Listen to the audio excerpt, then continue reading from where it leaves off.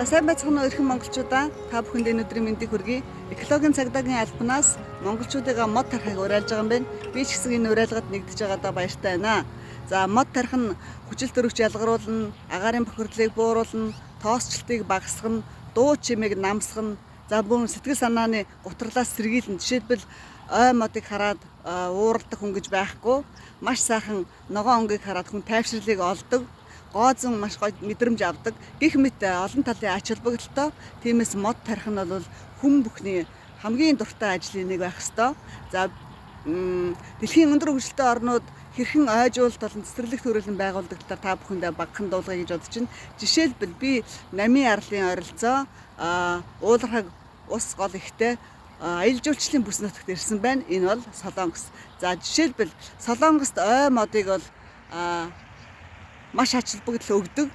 Ойжуулалтын сандаа ойн мэрэгжилтэн судлаачдаа маш их анхаарч тэднийг дэмжиж ойн салбартаа олон тооны хөрөнгө оруулалтуудыг хийдэг юм байна. За Солонгос бол манайхаас газар нутаг хамаагүй багтаа хүн ам маш ихтэй. За жишээлбэл энэ харагдаж байгаа битүү ой модыг та бүхэн харж байна. Эдгээрийн бол заримыг нь бол хүний гараар бүтээсэн гэхэд бол та бүхэн гайхах бах. За 10 жилийн төлөвлөгөө боловсруулад ойн талаар анхаардаг юм байна. Олон тооны мод цэцэг бут тарьж ургуулад түүнийг нялх хөвгт мэт арчилдаг. За хүүхдүүдийг бүр багаас нь эхлээд цэцэрлэгээс нь эхлээд 7 хоногтой нэг удаа ч юм уу ой давааччаад экологийн тухай хичээл заадаг гинэ. Энэ нь бол хүүхдийг багаас нь байгаль орчинтойгоо танилцах, түүнийг хайрлах, тарьж ургуулах гэд маш олон талын мэдлэгтэй болгодог юм байна.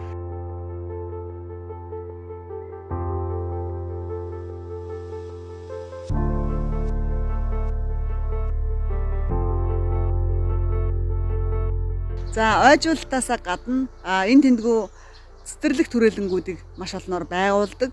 Цэцгүүдийг янз бүрийн гоё хэлбэрт оруулаад өнгөөр нь ингээд тарьчдаг. Хүмүүс тэнд очиж аялж зугааж, амарч, тухалж, зураг хөргөө ахуулж болох тийм гайхалтай орчнуудыг бүрдүүлдэг. Ингээд хавар ялангуяа цэцгийн баяруудыг хийдэг. Алтан зул цэцгийн баяр, сарнай цэцгийн баяр, сакура цэцгийн баяр гэх мэтээр. Үүнийг нь гадаад дотоодын олон аялагч жуулчид болоод дотоодын иргэд нь олноор ирж үздэг. Гэхдээ зүгээр үзэхгүй мөнгө төлж тухайн цэцэрлэг төрөлд орж үздэг. Ингээд өөрсдийнх нь байгуулсан цэцэрлэг төрөлнгөөсөө буцаад мөнгө олдог салбар болгосон байх жишээ нь.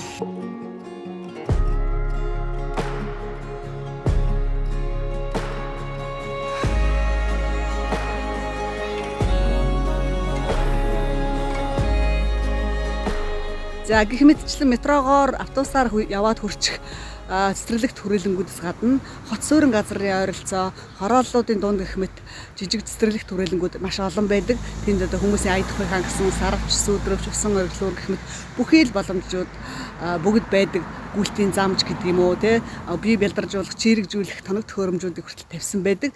За мөн солонгосууд хайкинг хийдэг 60, 70, 80-та бүр өндөр настай хүмүүс ч гэсэн уулын хувцас өмсч гэсэн, зориултын таяг, зориултын уулын гутал өмсч гэсэн ингээ алхаж яадаг. Зарим нь болохоор хол очиж алхах гэж байгаа бол эвхдэг дугуугаа автобусанд юм уу метронд авч яваад очисон газараа ингээ дугуугаа унаад цааш ингээ алхахдаг. Тэгээд хаамаг уулнууд гарахгүй ш мэдээж гардаг уулууд төр засгаас нь тухайн дүүрэг захиргаанаас нь ч юм уу ингээд жим зам гаргачихсан. Тэгээд уулнаас буугаад ирэхээр нь хувцсныхаа тоосыг хүртэл гөвдөг юм аппарат энэ тавьчихсан. Тэрийг өвлөөлгээ тоос шороогоо алга болгочоод тэгээд харьдаг ч юм уу. Гэх мэтэр эрүүл аж төрхийн тулд сайн сайхан байхын тулд бүхий л боломж олцоог өндөр хөгжилтэй орнууд ингээд бий болгож байна. Бидэнд ч гэсэн маш их боломж байгаа. Хүний нутгийн сайхныг биширж гайхахаас илүү бидэнд асар их боломж байгаа шүү. Бид нар ганцхан хөдөлмөрлөх, хичээх, мод тарих их чухал. За улсаас тэр бом мод хөдөлгөөнч гэдэг юм уу янз бүрийн аян өрнүүлээд байгууллага компани аж ахуй нэгжүүд хамт олноороо хүмүүс мод тарьж лэнэлдэг. Гэхдээ бид нарын нөгөө хүссэн хүлээж байгаа үр дүнд хүрэхэд хараахан болоогүй байна. Нэлээх хүч хөдөлмөр, хөрөнгө, хүн хүчний дутагдал манад маш их байгаа. Яг бол эднийх бол жоохон газар нутагтаа маш их хүнтэй. Тэгээд мэдээж мод цэцэрлэгжүүлэлтээ асар их өчнөө тэрбум төгрөг хайж чаддаг ийм мөнгөтэй улс болохоор бас шал өөр өдөг. Бид нарт болохоор тэр боломж нь бололцоо нь муу. Жишээлбэл нэг ойн хэдэн мэрэгчлэтнүүд ч юм уу нэг цөөхөн хүний ажил юм шиг тэгээд орхичдаг. За тэгэл нөгөө хүн л амьдарч байгаа юм чинь модыг ашиглана, тийм ээ, экспортлон мод бүтээгдэхүүн хийн гэх мэтэр зөндөө авч тайрна. Тэгэл аль биесээ зөвшөөрөлтөө чавна, хулгайгаар чавна. За тэгээд нэгийг тайрсан бол хоёрыг ч юм уу гурвыг тарьдаг ийм л яг бодлогоор нарийн явахгүй бол бид нар одоо ингээд одоогоор бараг 60-70% цөлжилттэй байгаа юм чинь ирээдүйд бол бүр асар их цөлжилтэнд орох эрсдэлтэй. 안녕하세요.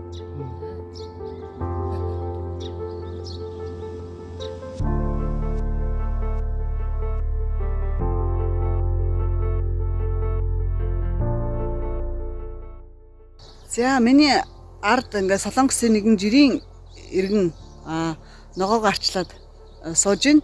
За Солонгосод бол байгаа жоохон газраа бол зүгээр талбай болгодгүй, заавал ингээд мод бот цэцэг тариад эсвэл ингээд жимс ногоо тариад өөрсдөө хүнсний хэрэгцээг хангацдаг. Энэ айл жишээлбэл 0.7 хүрэхгүй. Бид нар бол гайхалтай том газар нутагтай. Дээрээс нь айд алган 0.7 га газартай 0.7 га газар байтугай тий 0.1 га газаргүй улсууд өөрийн гэсэн өмчлөх эзэмших хэрэггүй газар нутаггүй улсууд бол зөндөө байдаг шүү дээ. Жишээлбэл одоо Гонконг юм ба Сингапурч гэдэг юм уу тий. За тэгээд бид нар болохоор яадаг гэхээр хашаага маш том цэлэтэл ингээ хэвээрээ байлгаад байдаг. Тэгээд нөгөө тоосчлттой, шороотоо хүүхдтэй ганц ингээд тоглоомын талбай ганц элс хасгаад хүүхдэд тоглуулцдаггүй. Өчнөө мод бот тарих боломж зай талбай байж хат ингээ юу ч хийдгүү. Ялангуяа Улаанбаатарт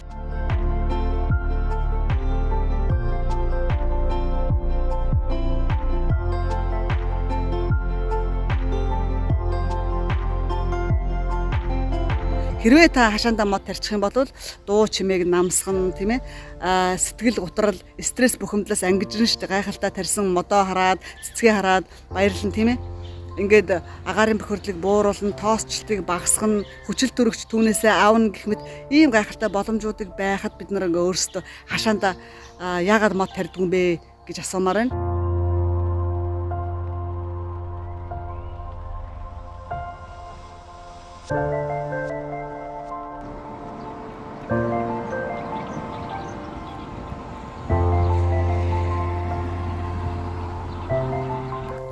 Энэ өндөр хөгжилтэй орнуудаас суралцах, жишээ авах, дагаж хэрэгжүүлмээр тий туршлага судлах гэх мэт их олон юмнууд байгаа л да. За тэгээд бид нар эднэрийг бодвол хурд унц бага ундаг учраас бас асуудалтай л да. Жишээлбэл эднийд бол жилд ундах хурд унцны хэмжээ манайхаас бараг 80-90% дахин илүү байдаг учраас юу ч тарьсан дороо урагчдаг. Бид нарт болохоор байнга арчлах, өөрсдөө услах гэх мэт зөндөө ажил гардаг учраас бас зарим нь ингээд тарьчаад арчил тордож чадахгүй хүлчдэг тал байдаг. За иргэн хүний хувьд бол юу хийх ёстой вэ гэхээр зарим нэгэн улсын бодлого байгаа л та тий байгаль орчны яам гэж байна, төр захиргааны бодлогууд байна. Бас ямар нэгэн хэмжээгээр ойжуулах, цэцэрлэг төрөлн байгуул гэх мэт ажлууд явагдаж байгаа.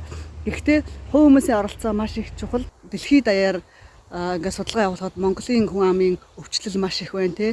Хорт хавдраар, уушгины хорт хавдраар, илгэний хорт хавдраар гэх мэт олон төрлийн хүнд өвчнүүдээр манай монголчууд өвчилж байна, бүр дэлхийд тэргүүлж байна. Энэ бүхэн чинь олон хүчин зүйл байгаа шүү дээ. Жишээлбэл одоо удамшилгэн, тий амьдралын буруу хэв маяг, хооллолт гэх мэт олон зүйлүүд байгаагийн нэг хүчин зүйл нь агаарын бохирдол, тийм ээ. Бидний энэ нөгөө ийм тоос тортог, хөө тортог юу гэдэг хүнд элементүүдээр амьсгалж байгаа энэ цөлжилттэй ийм хуурай шир уур амьсгалч бид нарыг бас өвчлүүлж байгаа байхгүй юу.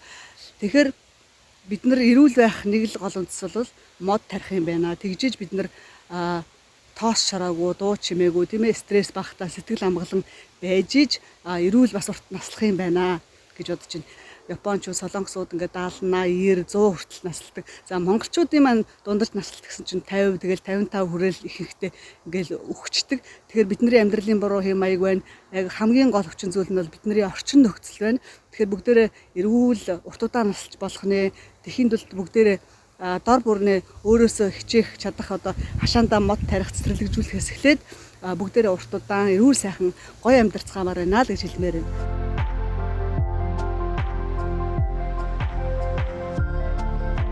Экологийн цагдаагийн албанаас уриалсан мод тарьцаар аянд би ч бас нэгдэж та бүхэндээ өөрийнхөө үзэл бодлыг хуваалцлаа. Тэгээд бүгдээрээ хашаандаа мод тарьцгаая, бүгдээрээ эрүүл сарвал урт удаан сайн сайхан амьдарцгаая. Энэ бол бидний өөрсдийнхөө болоод үр хүүхдийнхээ төлөө оруулж байгаа хамгийн том хөрөнгө оруулалт болох юм шүү. Ингээ та бүхэнд амжилт хүсье. Мод тарьцгаая.